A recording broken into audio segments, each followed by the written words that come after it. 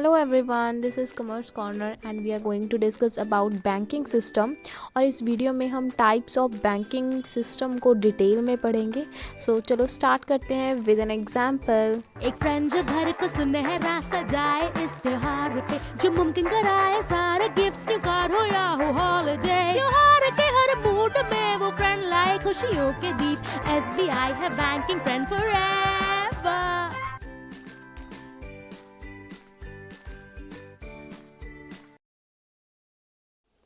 उसके बाद हमारा आता है इंट्रोडक्शन ऑफ बैंकिंग सिस्टम। अब बैंकिंग सिस्टम को समझने से पहले हमें बैंक्स का मतलब पता होना चाहिए कि बैंक्स क्या होते हैं।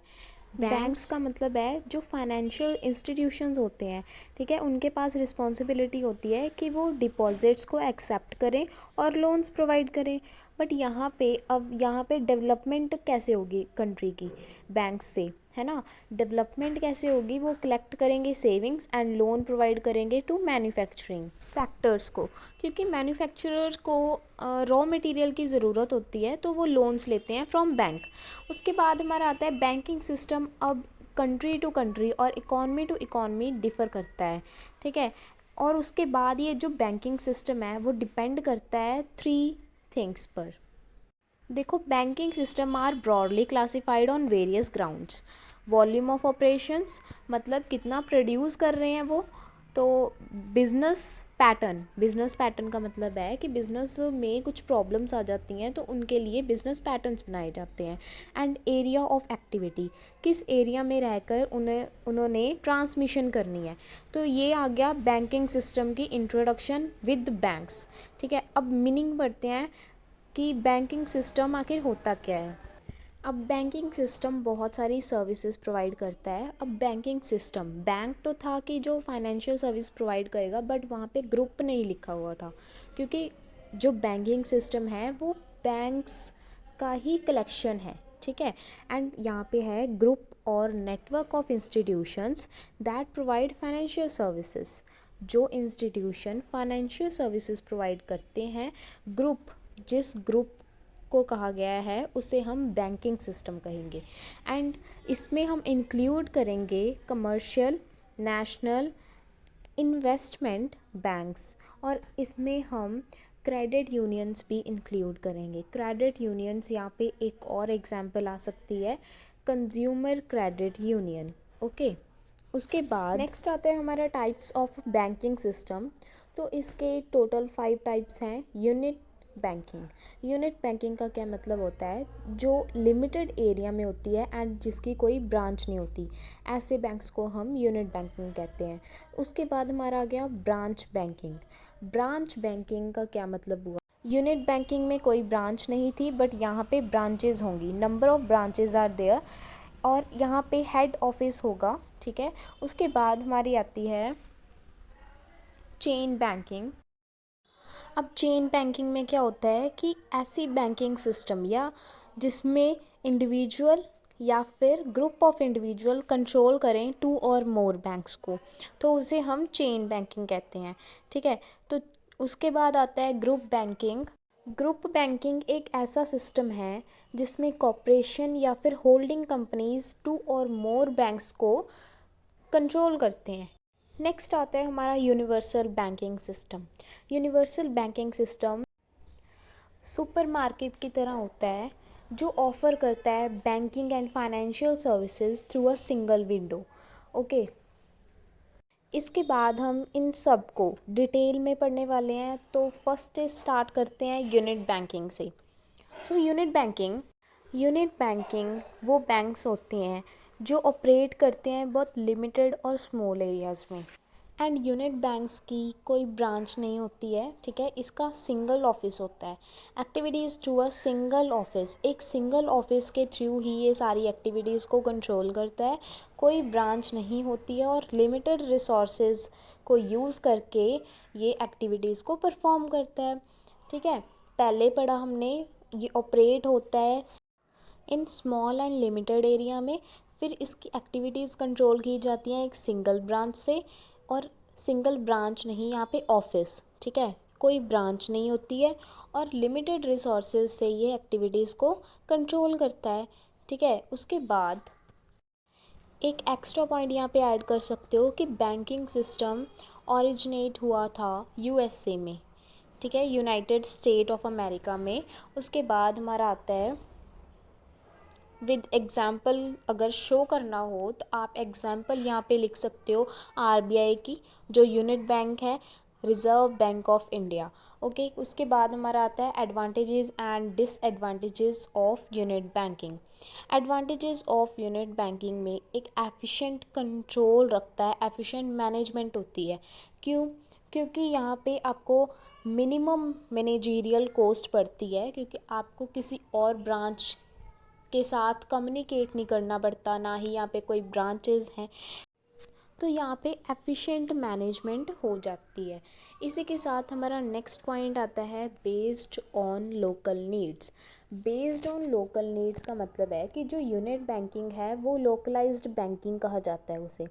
लोकलाइज्ड बैंकिंग क्यों कहा जाता है? एक लिमिटेड एरिया में होती है, उसके बाहर वो फंक्शंस नहीं परफॉर्म करती, उसके अंदर अंदर वो फंक्शंस परफॉर्म करती है, एंड उसका जो कंट्रैक्ट है उन एरिया के पॉपुलेशन के साथ बन जाता है, ठीक है, तो उनकी लोकल नीड्स को वो पूरी करती है। इसी के साथ हमारा नेक्स्ट पॉइंट आता है elimination of inefficient banks. Inefficient banks, देखो अगर ये यूनिट बैंक का सिंगल ऑफिस होता है, अगर वो खुद ही एज एक्टिविटीज़ को अच्छी तरह परफॉर्म नहीं करता तो वो खुद ही एलिमिनेट हो जाएगा ऑटोमेटिकली, ठीक है। तो उसके बाद आता है नो डिले। नो डिले का यहाँ पे क्या हुआ कि वो लोकल लेवल पे नीड्स को पूरा करता है ना, हमने पढ़ा पहले सेकंड पॉइंट में, लोकल नीड्स पूरा करती है, ठीक है, यूनिट बैंकिंग।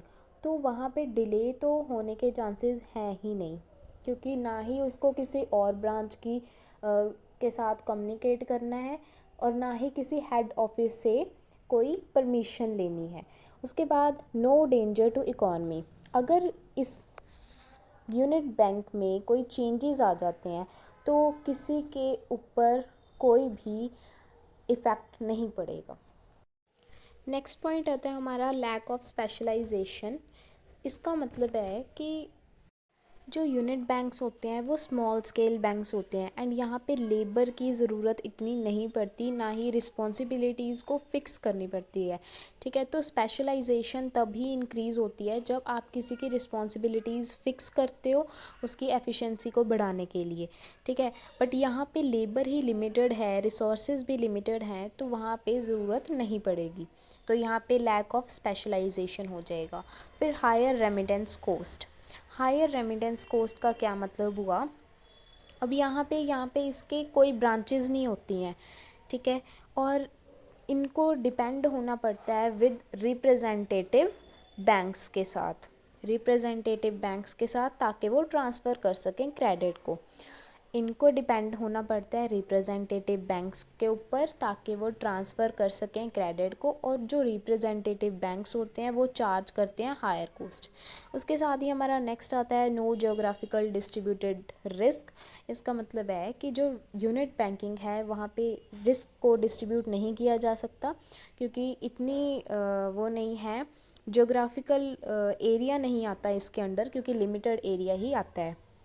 उसके बाद आ गया lack of trained staff. Lack of trained staff means यहाँ पे स्पेशलाइजेशन तभी बढ़ती है जब ट्रेंड स्टाफ होगा और वहाँ पे रिस्पॉन्सिबिलिटीज़ को फिक्स किया जाएगा। उसके बाद हमारा आता है difficulty in facing economic crisis. तो यहाँ पे लिमिटेड रिसोर्सेज होने के कारण यहाँ पे उनकी जो है डिफ़िकल्टी आ जाती है उनको, कि इकोनॉमिक क्राइसिस अगर डिस्पर्जन आ गया, ठीक है, तो वो फेस नहीं कर पाते ऐसे बैंक्स, यूनिट बैंक्स। ओके, उसके बाद हमारा आता है ब्रांच बैंकिंग। ब्रांच बैंकिंग में क्या होता है कि नेटवर्क ऑफ ब्रांचेस स्कैटर्ड होती हैं, मतलब कि ऐसी ब्रांचेस स्कैटर्ड होती हैं सारी कंट्री के अंदर, ठीक है, all over the country. And branch banking को हम यहाँ पे रेफ़र करते हैं system of banking in which bank establish its head office in some big cities. मतलब कि इनकी हेड ऑफिस होते हैं, बट यूनिट बैंक्स के हेड ऑफिस नहीं होते हैं, उनकी सिंगल ही ऑफिस होते हैं। उसके बाद यहाँ पे बताया गया है कि ब्रांच ऑफिस मोस्टली फेमस हैं India Britain, Canada, France and Germany में। इसकी एग्जांपल्स ऐड कर सकते हो, इसमें 3 और 4 एग्जांपल्स ऐड कर सकते हो, क्योंकि इसके बाद हमारी एडवांटेजेस और डिसएडवांटेजेस भी ऐड होंगी। एंड इसमें आप लिख सकते हो Wells Fargo, bank of America, Standard Chartered and many mores. Okay, इसके हम एडवांटेजेस पढ़ते हैं कि क्या क्या बेनिफिट्स हैं ब्रांच बैंकिंग के।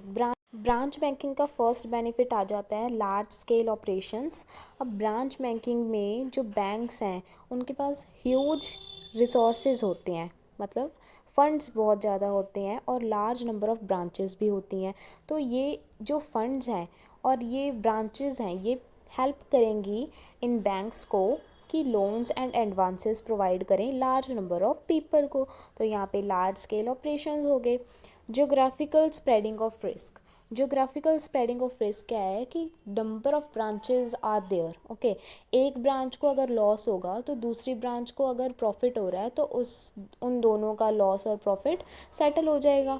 ठीक है, बट यूनिट बैंकिंग को आप इससे कंपेयर करके देखो, वहाँ पे सिंगल कोई भी ज्योग्राफिकल रिस्क नहीं था। ठीक है, क्योंकि वहाँ पे सिंगल ऑफिस था और उन्हें ही खुद रिस्क को हैंडल करना था। अब नेक्स्ट आ गया रेमिटेंस फैसिलिटी हैं। ठीक है, ब्रांचेस बहुत ज़्यादा हैं तो फंड्स इजीली ट्रांसफ़र हो जाएंगे from one place to another place. इसलिए ही इसकी रेमिटेंस कॉस्ट जो है और मिनिमाइज होती जाएगी, क्योंकि transfer of funds easily transfer होंगे विद अ मिनिमम कॉस्ट। उसके बाद हमारा पॉइंट आता है great public confidence. Great public confidence में क्या होता है कि यहाँ पे लार्ज नंबर ऑफ़ ब्रांचेस हैं और ह्यूज फाइनेंशियल रिसोर्सेज भी हैं। तो यहाँ पे पब्लिक जो है अपनी इन्वेस्टमेंट करना अच्छा मानेगी कि करेगी। ठीक है, अगर यूनिट बैंक की बात करें वहाँ पे लिमिटेड रिसोर्सेज थे, वहाँ पे इतना कॉन्फिडेंस नहीं गेन हो रहा था पब्लिक का, और वहाँ पे रिसोर्सेज और लिमिटेड एरिया था। ठीक है, यहाँ पे अब पब्लिक कॉन्फिडेंस गेन हो रहा है, तो ये एडवांटेज बन जाती है यहाँ पे। इसी के साथ हमारा नेक्स्ट पॉइंट है इजी कंट्रोल। इजी कंट्रोल का यहाँ मतलब है कि यहाँ पे हेड ऑफिस होते हैं। यूनिट बैंकिंग में हेड ऑफिस नहीं होते हैं, लेकिन ब्रांच बैंकिंग में हेड ऑफिस होते हैं। तो यहाँ पे ईजीली वो हेड ऑफिस से परमिशन लेके नॉर्मली फंक्शंस परफॉर्म कर सकता है, लेकिन उसे इंडिविजुअल बैंक्स के पास नहीं जाना पड़ेगा, हर एक के पास जस्ट उसे परमिशन चाहिए फ्रॉम हेड ऑफिस। उसके बाद हमारे आते हैं disadvantages of branch banking. First disadvantage है एक्सपेंसिव होता है। क्यों? क्योंकि कोऑर्डिनेशन बनाना डिफरेंट ब्रांचेस से, कम्युनिकेट करना डिफरेंट ब्रांचेस से वो डिफ़िकल्ट हो जाता है। एंड यहाँ पे एग्जांपल लिख सकते हो HDFC। ठीक है, उसके बाद हमारा नेक्स्ट पॉइंट है difficulty of management. Difficulty of management में क्या होता है कि ब्रांच बैंकिंग में बहुत सारी ब्रांचेस स्प्रेड होती हैं और हर एक ब्रांच को क्या होता है हेड ऑफिस से परमिशन लेनी पड़ती है स्मॉल से स्मॉल मैटर के लिए। ठीक है, तो एक यहाँ पे डिफ़िकल्टी आ जाती है मैनेजमेंट में कि हर एक बात के लिए आप परमिशन ले रहे हो हेड ऑफिस से। ठीक है, उसके बाद हमारा पॉइंट आता है, नेक्स्ट पॉइंट आता है एनकरेजमेंट ऑफ मोनोपली। मोनोपली का क्या मतलब होता है कि एक आदमी को या कुछ आदमियों को अधिकार देना। ठीक है, एकाधिकार कहते हैं इसे।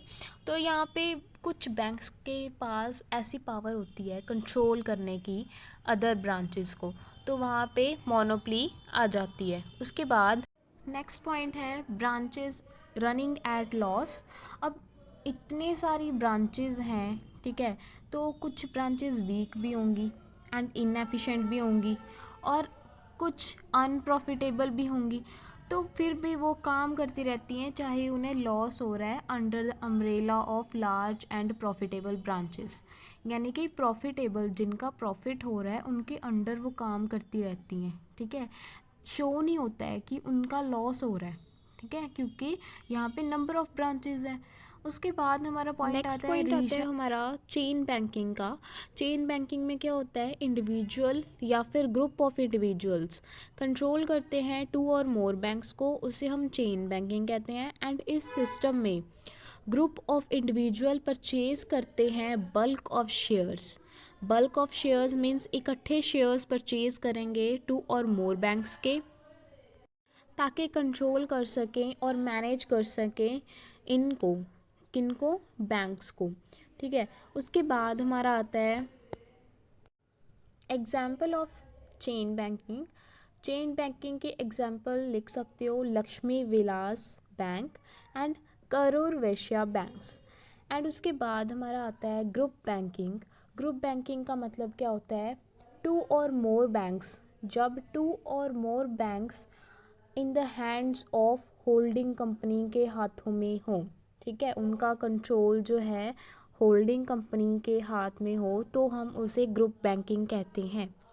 ठीक है, एक बार और देख लो कि जब होल्डिंग कंपनी क्या होती है, जिसके पास 51% शेयर्स होते हैं कंपनी के। ठीक है, एंड जो ग्रुप बैंकिंग है वो क्या कहती है, कहते हैं टू और मोर बैंक्स ऑपरेट करेगी होल्डिंग कंपनी। राइट, एग्जाम्पल यहाँ पे क्या लिखोगे, अब एग्जाम्पल लिखोगे एसबीआई की। एसबीआई भी ऐसे ही करती है, वो होल्डिंग कंपनी का काम करती है यहाँ पे, और उसके अंडर काफ़ी सारे बैंक्स काम करते हैं जिसे हम सब्सिडरी कंपनीज कहते हैं। इसी के साथ हमारी नेक्स्ट है advantages of group banking. Efficient management. Efficient management कैसे, क्योंकि एक बंदे के हाथ में इतने सारे बैंक्स हैं तो उसकी चलेगी तो एफिशिएंट मैनेजमेंट होएगा, कोई और चलाने वाला नहीं होगा। ठीक है, उसके बाद हमारा आता है एडिक्वेट लिक्विडिटी। एडिक्वेट लिक्विडिटी होती है जो चीज़ कैश में ईजिली कन्वर्ट हो जाती है, तो वो चीज़ की डिग्री जो है वो हाई होगी यहाँ पे इन बैंक्स में, क्योंकि एक बंदे के पास वो कंट्रोल है। ठीक है, क्योंकि बहुत सारे बैंक्स मींस की सब्सिडरी कंपनीज़ को वो परफॉर्म कर रहा है। ठीक है, कंट्रोल कर रहा है, सॉरी। तो यहाँ पे सब्सिडरी कंपनीज़ किसे कह रही हूँ कि जो देखो होल्डिंग कंपनी है उसके अंडर बहुत सारे बैंक्स काम कर रहे हैं। होल्डिंग कंपनी के अंदर जो काम कर रहे होते हैं उससे हम क्या कहते हैं, सब्सिडरी कंपनीज़। तो यहाँ पे एडिक्वेट लिक्विडिटी होगी। उसके बाद इकोनॉमिकल प्रोसेस होगा, क्योंकि जो एडवर्टाइजमेंट है एंड पब्लिसिटी है वो ग्रुप्स में कलेक्टिवली होगी, क्योंकि कंट्रोल किसके हाथ में है, होल्डिंग कंपनी के हाथ में है। स्पेशलाइजेशन इसलिए इंक्रीज़ होगी क्योंकि डिफरेंट बैंक्स के डिफरेंट सब्सिडरी कंपनीज़ हैं एंड उनका टैलेंट भी डिफरेंट ही होगा। ठीक है, कोई किस में एक्सपर्ट है और कोई किस में, तो स्पेशलाइजेशन इजीली इंक्रीज़ होगी। उसके बाद डिसएडवांटेज, अब क्या पढ़ेंगे हम, डिसएडवांटेजेस में आ गया रिजिड कंट्रोल होता है, क्योंकि एक बंदे के हाथ में टू और मोर बैंक्स हैं तो रिजिड कंट्रोल होगा, कुछ चेंजेस नहीं आएंगी, वो करप्शन भी लेके आ सकता है। ठीक है, next less mobility of funds. अब फंड्स को ट्रांसफ़र करना और ना ट्रांसफ़र करना उसके हाथ में होगा, एंड यहाँ पे फिर भी लेस ट्रांसफ़र होंगे देन ब्रांच बैंकिंग से कंपेयर करेंगे तो। उसके बाद फ्यू ब्रांचेस कम है, इसमें टू और मोर बैंक्स ही हैं। ठीक है, बट ब्रांच बैंकिंग में काफ़ी ज़्यादा ब्रांचेस होती हैं जो स्कैटर्ड होती हैं ऑल ओवर द कंट्री। उसके बाद हमारा नेक्स्ट पॉइंट आता है यूनिवर्सल बैंकिंग का। यूनिवर्सल बैंकिंग क्या होती है, multipurpose and multi functional supermarket होती है जो ऑफ़र करती है financial and banking services through a single window, और इसे हम कहते हैं कि फाइनेंशियल प्रोडक्ट्स प्रोवाइड करना under one roof. Universal banking mostly famous होती है इन यूरोपियन कंट्रीज़ में, ये एक्स्ट्रा पॉइंट लिख सकते हो। उसके बाद ये फाइनेंशियल सर्विसेज प्रोवाइड करती है like investment banking, commercial banking and development banking. उसके बाद हमारा अब नेक्स्ट आता है कि फर्स्ट यूनिवर्सल बैंक कौन सा था। अब यहाँ पे एक्स्ट्रा नॉलेज, ठीक है, तो एक्स्ट्रा पॉइंट लिख लेना पेपर में कि आईसीआईसीआई ऐसा बैंक था जिसे हम यूनिवर्सल बैंक कहते हैं, वो फर्स्ट यूनिवर्सल बैंक था जो स्टैब्लिश किया गया था। एंड यहाँ पे एग्जाम्पल के तौर पे लिख सकते हो एसबीआई जो यूनिवर्सल बैंक है। उसके बाद टाइप्स ऑफ यूनिवर्सल बैंक, इसके मेनली 3 टाइप्स हैं, in house universal banking, universal banking through separate subsidiaries and universal banking through holding companies. In house का मतलब है सिंगल इंस्टीट्यूशन से चलाई जाती है जो। एंड सब्सिडरी का मतलब है जो नंबर ऑफ इंस्टीट्यूशन से अंडरटेक की जाती है, मतलब एक्टिविटीज़ अंडरटेक की जाती हैं। ओके, लास्ट होल्डिंग कंपनी तो बता ही दिया कि होल्डिंग कंपनी में 51% शेयर्स होते हैं एंड वो कंट्रोल करती है ऑपरेशंस ऑफ बैंक्स को।